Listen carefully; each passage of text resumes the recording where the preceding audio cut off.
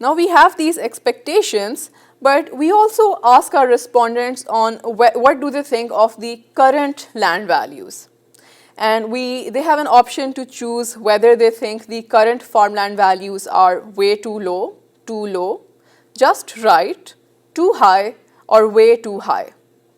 Way too high is depicted by the red here, too high is depicted by the orange, just okay, perfectly right, nothing wrong with them, just right is depicted by green, and the other two colors show the respondents expecting values, considering values to be lower than they should be. This year, most prominent color on our graph here is orange.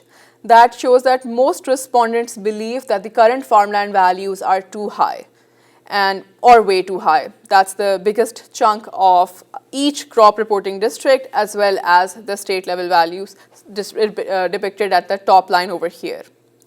That also brings us to what their expectations are. If respondents, professionals in the agricultural market, consider the current farmland markets to be too high, values to be too high, higher than they should be, they would expect them to fall given a decline that we just witnessed this year. Now we shortlisted the people who chose way too high or too high for their land value estimates. So these are the people who think current farmland values are too high. Now let's look at what their estimates of what the changes in the land markets are going to be are.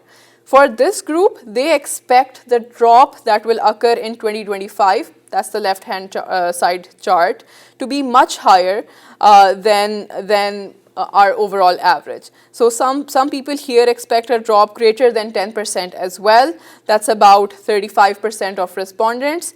A lot of people expect them to remain the same. That's about 40-ish number of responses. And then a lot of people, around 40, expect the decrease in farmland values to be between 0 and 10%.